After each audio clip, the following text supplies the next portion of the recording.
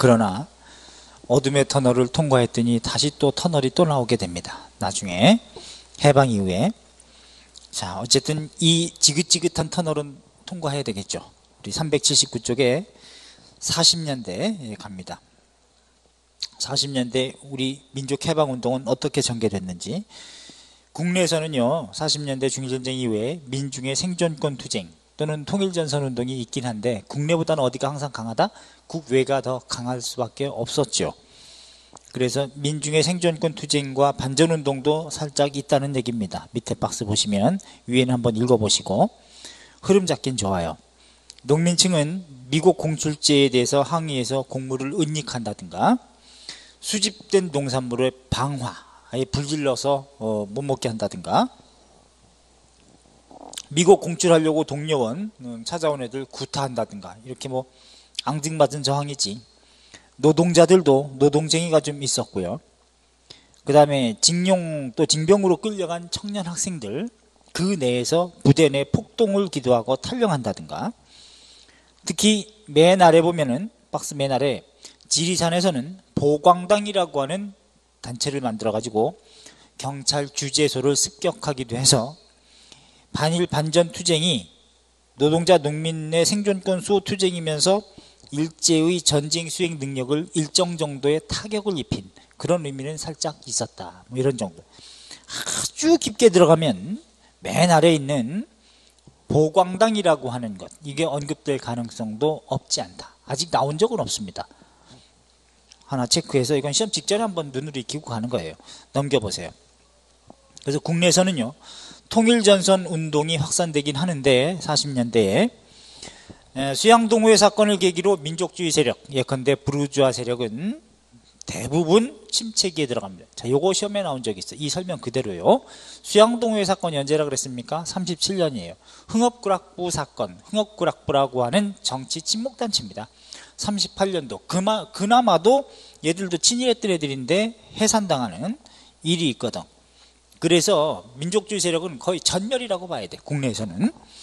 나름대로 공산주의 세력이 약간 의미가 있는데 그 중에 나머지는 다 보지 마시고요. 맨 아래 그 맨 아래 두 번째 조선 건국동맹 그 바로 위에 경성 콩그룹이 있죠. 그래서 콩은 비인이 아닙니다. 뭐 완두콩, 뭐 강랑콩 이런 게 아니고 경성에 있는 꼬뮤니스트 공산주의 세력의 그룹을 줄여서 그렇게 한 거예요. 자, 대신 밑에 조선 건국동맹 요거는 좀 알아두세요. 별표. 조선 건국동맹 44년부터 45년까지 민족주의 세력 좌파 여운형과 민족주의 우파 우리 역사에서도 배웠던 안재홍 선생이 주도해서 만든 비밀조직, 이게 바로 조선 건국동맹입니다. 강령은요 조선의 완전 자유 독립을 이루자, 반동 세력을 배제하고 민주주의 원칙에 입각한 새 나라를 건설한다. 요거 포인트다. 요거 모든 단체가 조선 독립은 다 강조하고 반동 세력은 배제한다는 얘기는 있지만 민주주의 원칙에 입각한 새 나라를 건설한다. 이런 표현 자체가 조선 건국동맹임을 알려주는 근거예요. 요거 알아두세요. 꼭. 그래서 행동규칙 세 가지가 있습니다. 삼불, 예컨대 불문, 문서에 남기지 아니한다. 불언, 말하지 아니한다. 불명, 이름을 남기지 않는다. 뭐 이런 것들이 이제 삼불이야. 행동규칙이. 그래서 활동 체크. 농민동맹을 결성하더라. 그래서 징병, 징용, 또 공출 반대 투쟁을 하고 군사위원회를 설치해서 노농군과 치안대를 준비해서 체크. 노농군, 곧 노동자와 농민들로 편성된 부대를 얘기합니다. 군대. 치안대도 편성을 준비하고 그 다음에 유격전을 준비했어요. 그러니까 화북조선의용군과도 연결을 모색할 뿐만 아니라 충칭에 있는 대한민국 임시정부하고도 연계를 모색을 합니다. 둘 다 적어도 돼요. 알았죠? 자, 요거만 이렇게 알아두시고 주로 국외에서 민족통일전선운동과 무장투쟁, 이건 이미 했었던 겁니다. 다시 이제 40년대이기 때문에 또 집어넣었을 뿐이에요. 그러면 만주적의 무장투쟁과 제만하는 조국광복회, 그 36년부터 제만하는 조국광복회 공산주의 세력이라고 했습니다. 또 밑에 중국 관내 지역의 통일전선운동과 무장부대, 요걸 이제 한번 읽어보시고 넘기시면 그게 나올 겁니다. 예컨대 만주 지역에 제만하는 조국광복회, 요거 우리 했던 거죠? 결국은 요게 36년부터 42년 동안에 활동하고 있다가 37년도에 뭐가 있었어요? 국내에 들어와서 보천보 전투를 전개했다는 거. 이게 이제 의미가 있고 김일성 세력이라고 했습니다.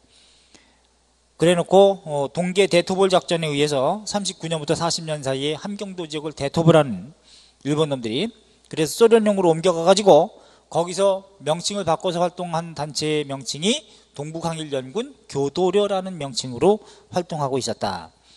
선언, 전민족의 계급, 성별, 지위, 당파, 연령, 종교 등의 차별을 불문하고 백의 동포는 일치단결 걸기하여 구적 일본 놈들과 싸워서 조국을 광복시킬 것. 강령, 조선인민정부를 수립하자. 반제국주의 민족 통일전선을 결성하자. 일제 식민 통치를 뒤집어 엎자. 봉건잔재를 청산한다. 뭐 이런 것들이 있었어요. 자, 포인트는요, 국내 조직 갑산공작위원회하고 연계해가지고 벌인 전투가 보천보 전투라고 하는 거. 활동의 첫 번째 보천보 전투. 특히 동북항일연군 소속 제2군 육사 사단장 김일성 세력이 중심이 됐다는 거. 나중에 조선민족 해방동맹으로 바뀌긴 하는데 명칭이, 어쨌든 그건 몰라도 5번 활동의 첫 번째, 요거 알아두십시오. 그래놓고 변화, 소련용으로 옮겨가서 결국 이제 함경도 지역을 토벌한다는 의미로 일본 놈들이 동계 대토벌 작전을 전개해서 소련용으로 이동해서 동북항일연군 교도료로 재편해가지고 해방될 때까지 활동했던 단체가 이 단체입니다. 동북항일연합군이라는 뜻이죠. 그 내에 교도료, 이끌고 인도하고 지도하고 여기저기 옮겨다니는 유격단체, 이런 뜻이야. 명칭 교도료. 그 다음에 한국광복군. 자, 어쨌든 제만하는 조국광복회는 공산주의 세력이었고, 중국 관내 지역에서는 남부 지역에 한국 독립군하고 한국 독립당하고 한국 광복군, 이건 임시정부라고 포인트 잡으시면 두 개 묶어서 임시정부. 그래서 통일전선 임시정부가 결성되는 거죠. 충칭에 이제 정착하면서.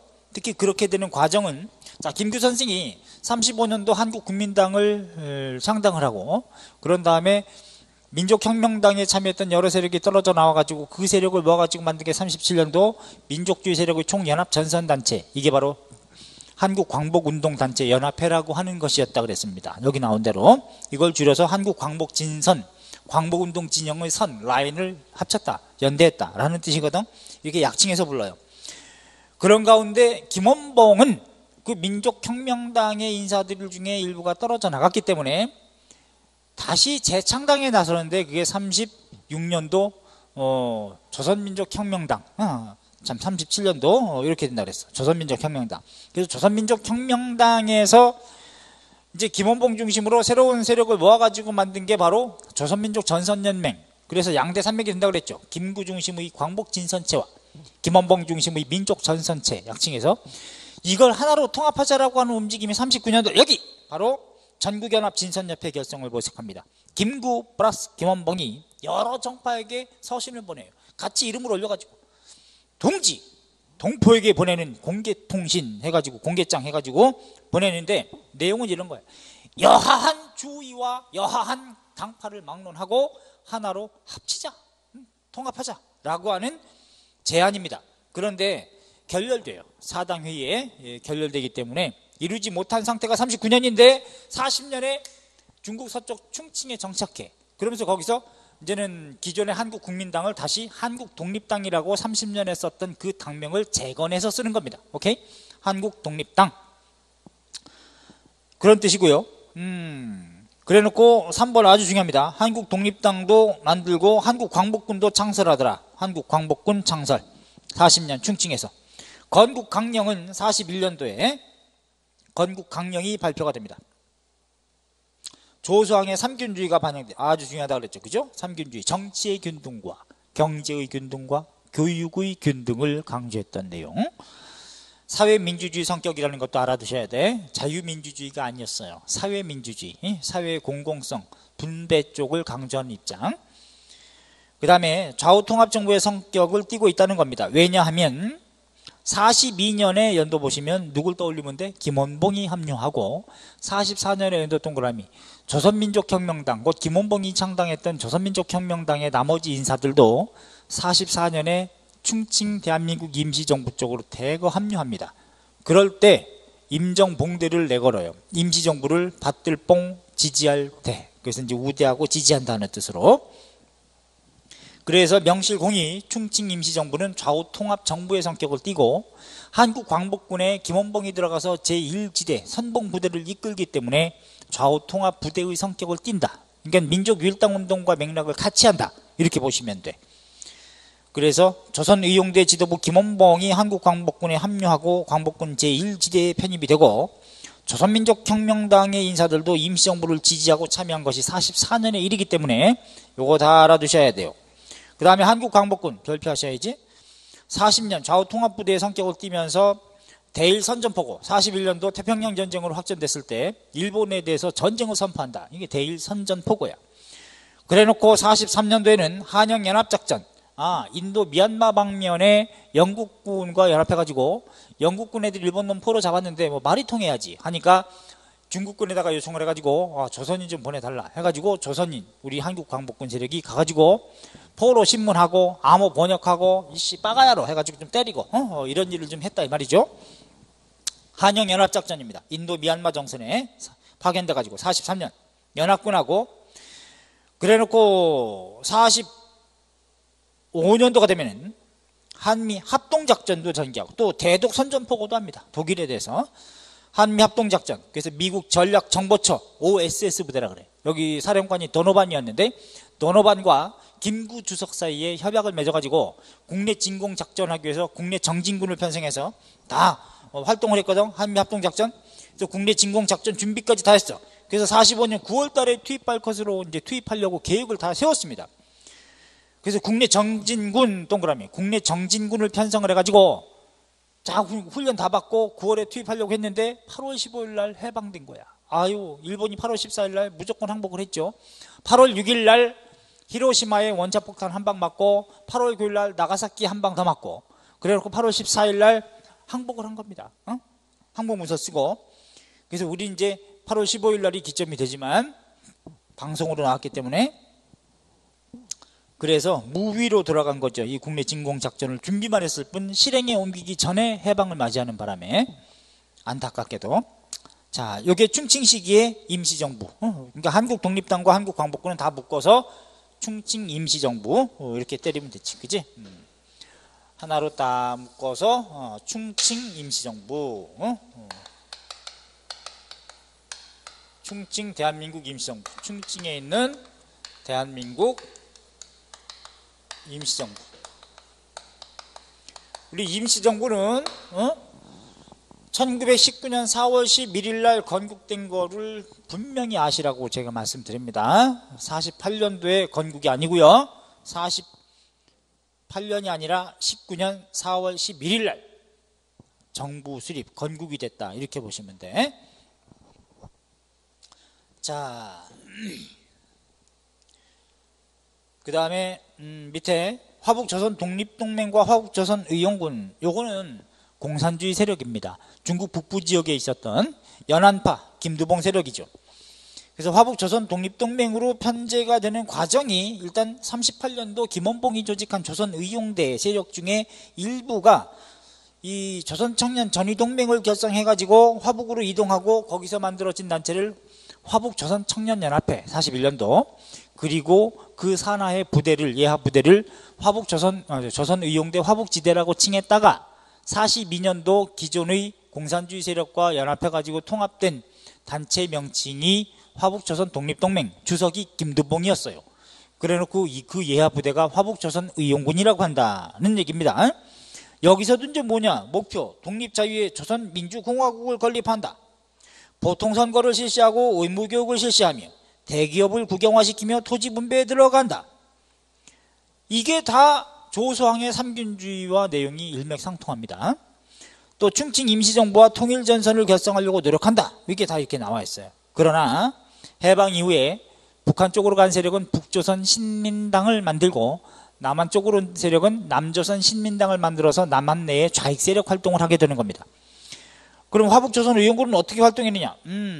중국 공산당 부대인 8로군, 곧 1로, 2로, 3로, 4로, 5로, 6로, 7로, 8로 이런 방향을 그 지역을 담당하는 부대를 얘기합니다. 8로군 명칭이 체크. 8로군하고 항일투쟁에 나서서 요문구 백초평 화순 지역에서 혁혁한 전과를 올렸다는 것.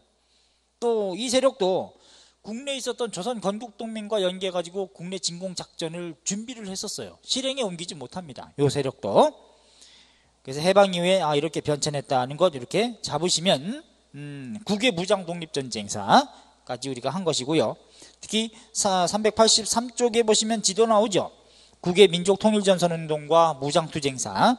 여기서 의미 있게 우리 한반도 북부 지역에 장백, 갑산, 보천보, 동북항일연군 내 조선인 유격부대의 주요 활동지역입니다. 1, 2, 3, 4번이 특히 5번까지. 특히 밑에 갑산 제만하는 조국광복회 국내 거점 갑산 공작위원회가 있거든요. 그래놓고 3번 보천보 국내 진공작전 그래서 보천보 전투를 전개한 거. 오케이? 38년도에. 그런데 39년 40년에 동계 대토벌 작전으로 함경도 지역을 초토화시키는 일본 놈들의 만행 때문에 저기 블라디보스톡이라든가 저 위쪽에 하바롭스크 이런 쪽으로 옮겨가면서 이동하면서 독립운동하는 단체 명칭으로 동북항일연군 교도료라는 이름으로 42년부터 45년까지 활동하더라. 그 다음에 다시 이제 상해에서부터요 저기 충칭 중경이라고 하는 이게 바로 임시정부의 이동 상황입니다. 그러면 상해는 19년부터 32년까지고요. 그 다음에 32년 4월 윤봉길 의사 의거 이후에 이동하게 돼 있으니까 쭉쭉 옮겨가서 충칭은 상해는 19년부터 32년이라고 적으시고 그 다음에 1번의 중경 왼쪽에 여기는 40년부터 45년이라고 적어 놓으시면 되겠지. 근데 3번에 무한 있죠. 여기가 바로 조선의용대가 창설된 곳입니다.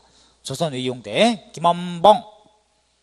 그래 놓고 무한 이 3번에서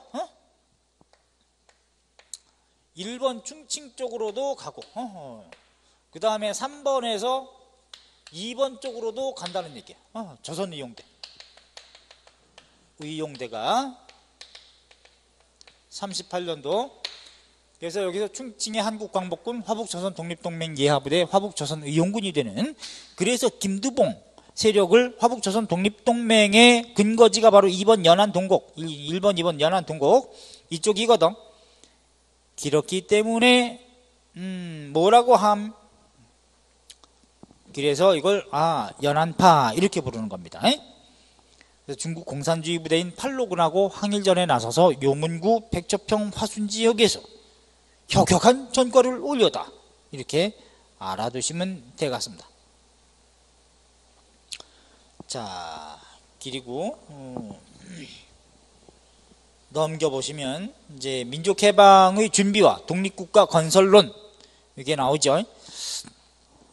384쪽에 보시면 보면 한번 읽어보실 때 밑에 삼균주의를 제가 설명을 해드렸는데 그 삼균주의를 명시적으로 표현하고 있는 강령 같은 걸로 표현하고 있는 내용의 단체들이 여기 이제 민족혁명당 김원봉, 한국국민당 김구 선생, 그 다음에 조선민족혁명당 이게 민족혁명당이 이제 당명을 바꾼 거죠. 새롭게 창당한 거 조선민족혁명당 김원봉 또 대한민국 임시정부 건국 강령 이게 무엇보다 중요합니다. 41년 화북조선독립동맹의 강령 제만하는 조국 광복회의 강령 모두 삼균주의 내용을 포함하고 있어요. 단 조심할 거는 국내에 있었던 조선 건국동맹은 당연히 노동자 농민들을 중심으로 하고 있기 때문에 여운형은 안재훈과 더불어 삼균주의를 강조할 가능성이 있지요. 그런데 명시적으로 강령에 드러나 있지는 않습니다. 하기 때문에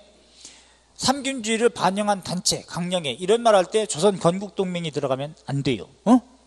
개연성은 높지만 워낙에 문서를 남기지 않는다 이런 이제 행동 규칙이 있었기 때문에 그래서 그렇긴 하지만 어쨌든 명시적으로 강령에 드러나 있지는 않다. 조심하셔야 돼. 나머지는 다 삼균주의 그러니까 아닌 것만 생각하면 돼. 삼균주의가 명시적으로 반영되어 있지 않은 강령을 가지고 있는 단체는 조선 건국동맹이라는 걸 명심해 주시긴 하십시오. 나머지는 다 삼균주의를 다 공산주의 진영이든 민족주의 진영이든 다 삼균주의를 공의 강령같이 표현하고 있다. 그 다음에 오른쪽에 해방전쟁의 준비기에 공산주의자 협의회 조선 건국동맹 한국광복군 쭉 있는데 이건 다시 정리한 겁니다. 의미 있는 거 두 번째 조선 건국동맹 아까 했던 거 체크 한국광복군 별표 동북항일연군 교도려 중요도로 보면 한국광복군 3개 별표 위에 있는 조선 건국동맹 요거 2개 동북항일연군 교도려 이거는 그냥 체크만 화북조선의용군 김두봉. 자, 그 다음에 밑에 독립국가 건설론 여기 잘 보십시오. 특히 대한민국 임시정부 별표하세요. 19년 4월 11일 날 건국을 하고 9월 6일 날 9월 달에 이제 통합이 되고 11월 9일 날 정식으로 9월 11일 날 통합이 되고 11월 9일 날 정식으로 이제 출범을 하는데 임시헌장 자 1차 개헌 형식을 띄어서 있고요. 대한민국 건국강령 41년도 충칭 시기에 건국강령을 발표했죠. 삼균주의를 토대로 해가지고 보통선거에 기초한 민주공화국을 수립한다. 토지와 대생산기관은 국유화한다. 국비 의무교육제도를 실시하고 사회보장제도를 실시한다. 노동자들의 파업의 자유도 인정한다. 이게 다 헌법에 명시가 되어 있어요. 그러니까 임시정부에서는 어떤 내용까지 헌법에 명시하고 있냐면 참 잘 들어봐요. 이익분배권까지도 헌법에 명시가 되어 있다. 이익분배권이라는 것은 일반 회사에서 이윤이 남으면 노동자들에게 그 회사 사원들에게 이익을 분배해야 한다는 것을 헌법에 명시하고 있어요. 이야 대단하지 그지? 법으로 이렇게 명시하고 있기 때문에. 그 다음에 삼균주의적인 내용 저거 다 여기 있는 건 조선 건국동맹 빼고 임시정부, 조국광복회, 화북조선 독립동맹 이거 모두 이 세 개의 공통점은 세 단체 공통점은 삼균주의를 반영하고 있다는 점. 그 다음에 이 조선 건국동맹은 빼되 이 조선 건국동맹까지 포함시키면 뭐냐 이러면 민주공화국을 다 지향하고 있다는 점. 이건 네 단체의 공통점이에요. 그 다음에 제만하는 조국광복회의 10대 강령에도 비슷하죠. 진정한 조선 인민정부를 수립하고 반일 통일전선을 실현한다. 일본 국가 일본인 소유 재산, 매국적 친일 분자의 재산을 몰수한다. 민족적 산업의 발전을 시키고 의무교육제 실시하면서 봉건잔재를 청산하고 남녀평등 실시하며 노동법과 8시간 노동제를 실시한다. 특히 8시간 노동제가 포인트야. 공산주의 세력은 주로 노동자들을 강조하기 때문에 8시간 노동제 이런 말 나오면 화북조선 독립동맹도 공통점이죠.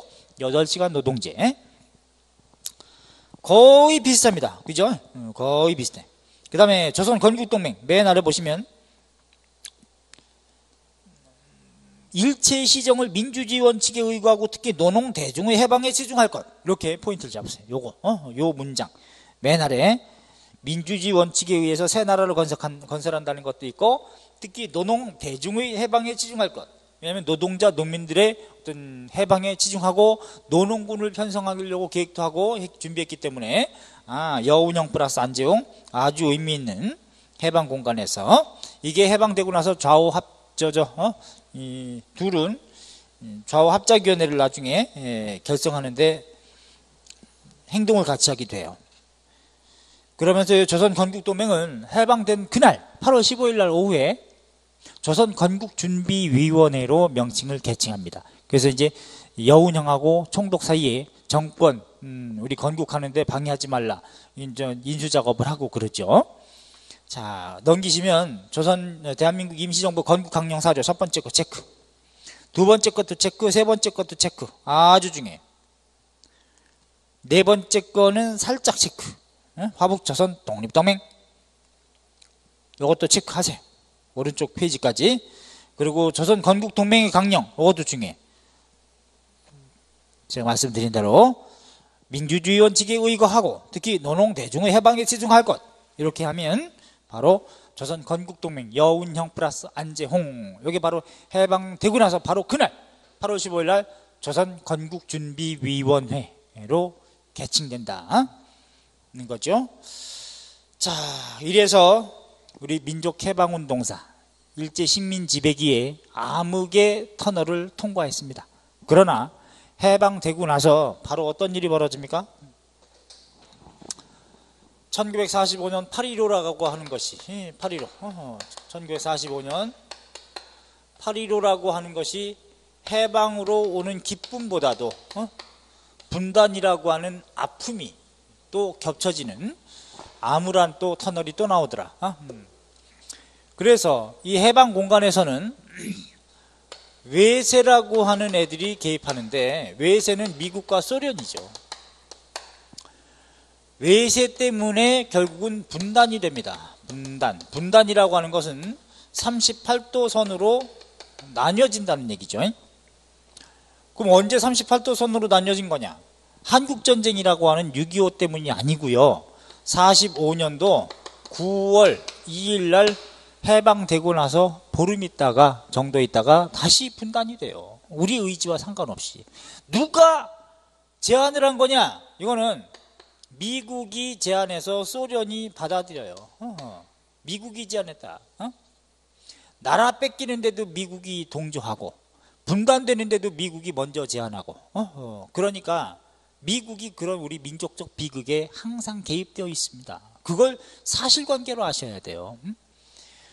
그런 분단 구조 속에서 독재가 일어났었던 겁니다. 독재가 이루어진 거야. 독재가. 북한, 남한 모두 일정 정도 기간은 다 독재였었죠. 그래서 북한 같은 경우는 김일성 죽은 게 94년입니다. 철권 통치 독재였지. 김정일, 그리고 지금 김정은이라고 하는 골 때리는 애. 자, 그래서 북한은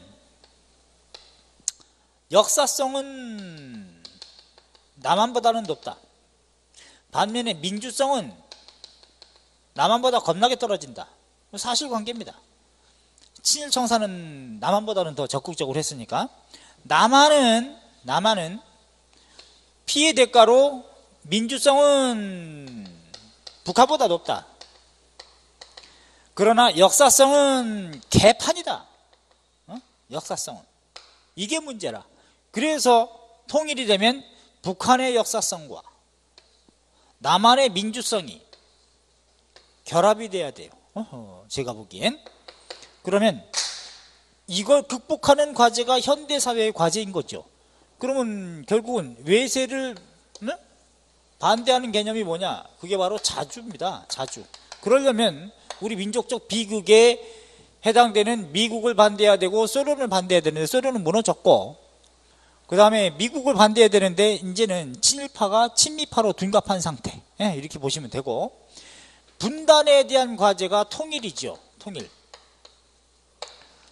당위라고 본다면 독재에 대한 과제가 민주거든. 민주. 그러니까 통일 정책에 대해서 시험 문제 한 문제 나오고, 자주에 대해서 한 문제가 나오는데 미국 가기 어려우니까 한 문제가 어디 나오느냐? 45년부터 48년도 자주적 민족 통일국가 수립을 위한 노력. 이게 시험 문제 하나. 세팅. 통일 정책 하나. 세팅. 통일 정책.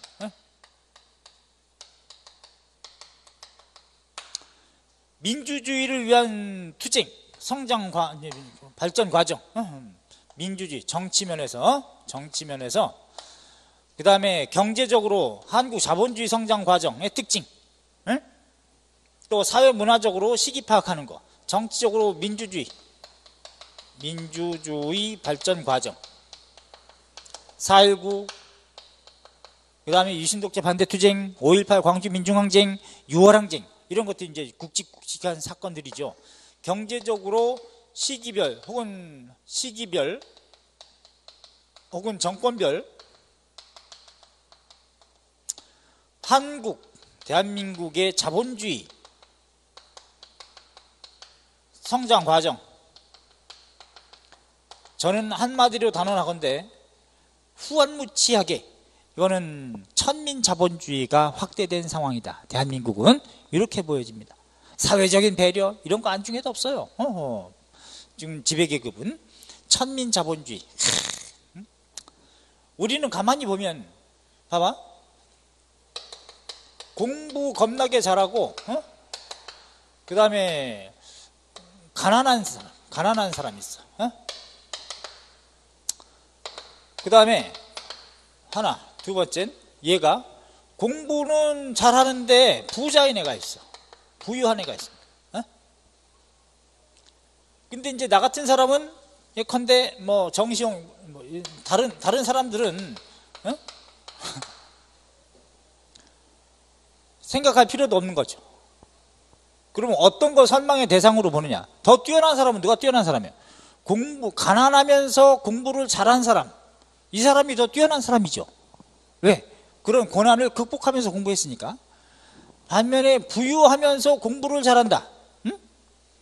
근데 어떤 게 더 모델이 돼야 되냐면 일본이 더 아주 훌륭하다라고 얘기는 해. 근데 나는 그렇게 되긴 싫어. 나는 사람들은 본인들은 부유하면서 공부 잘하는 걸 또 좋아해. 그죠? 누구나 부유하고 싶어. 부유해야만 돼. 가난은 극복해야 되니까. 그죠? 근데 이런 모델이 있을 때 얘가 훌륭한 건지 알지만 이 사람을 모델로 하지 않고 이 사람을 모델로 합니다. 그래서 얘한테 많이 붙어. 그죠? 왜? 좀 얻어먹을 게 많거든. 이게 바로 천민근성이에요. 노비근성이고. 이런 사람이 훌륭한 거지. 그지? 이런 사람이 더 훌륭한 거지, 사실은. 이제 이 사람도 가난을 극복하겠죠. 그죠? 가난 극복. 나중에 부유하게 된다. 그럴 땐 부유하게 됐어도요, 가난했을 때의 정서는 반드시 가지고 있어야 됩니다. 나는 그렇게 봐요.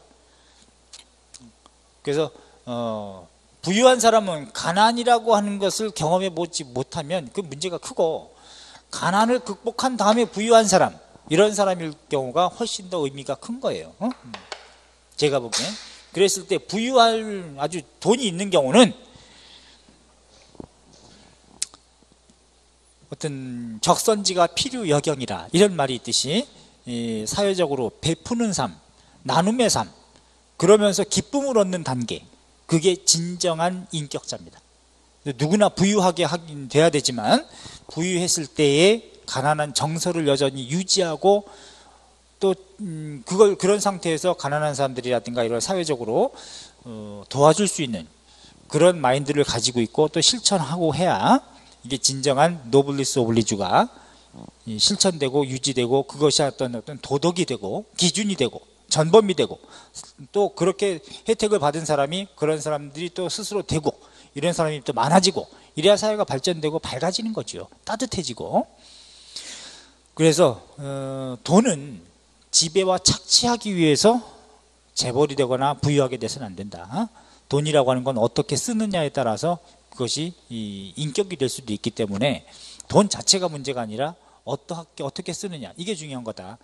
그래서 저는 이제 여러분들도 그렇게 대한민국이 천민자본주의로 지금 성장해 왔는데 이래서는 안 된다. 이런 천민근성 가지고 있지 말고, 부유한 사람도 그걸 사회적으로 공헌하면서 그 부를 더 굴리고 키울 때 의미가 있지 않느냐, 이렇게 보여지죠. 자, 그래서 이제 이런 시험 문제도 여기서 한 문제, 순서 문제, 통일정책 한 문제, 여기서 정치적으로, 경제적으로 자본주의 성장 과정이나 정적으로 민주주의 발전 과정, 이것이 시험 문제 소재가 되는 거니까 이게 현대사회의 과제죠. 이거 극복해야 돼. 이거는 민주주의는 항상 과정인 거니까. 그 다음에 통일정책, 요거 통일 아직 안 됐죠. 자주 아직도 전시 군사 독자적인 작전 통제권을 우리가 인수하지 못한 상태로 있는 게 대한민국의 현실이니까 자주국방, 이건 좀 어려운 부분이 있네요.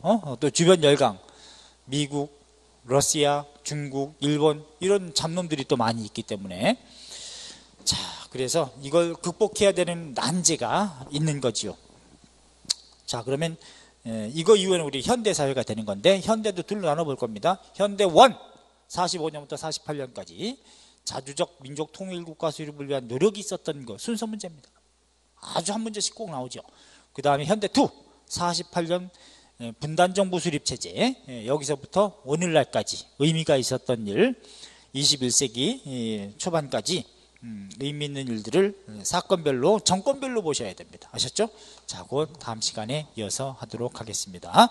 긴 터널, 어둠의 터널을 일단 나온 것으로 기쁨을 좀 만끽하시고 좀 느낌이 좀 있으리라고 믿어요. 그래 놓고 현대사회에 가서 또 질곡의 현장을 또 한번 보셔야지, 역사적으로. 다음 시간에 뵙겠습니다. 수고하셨어요.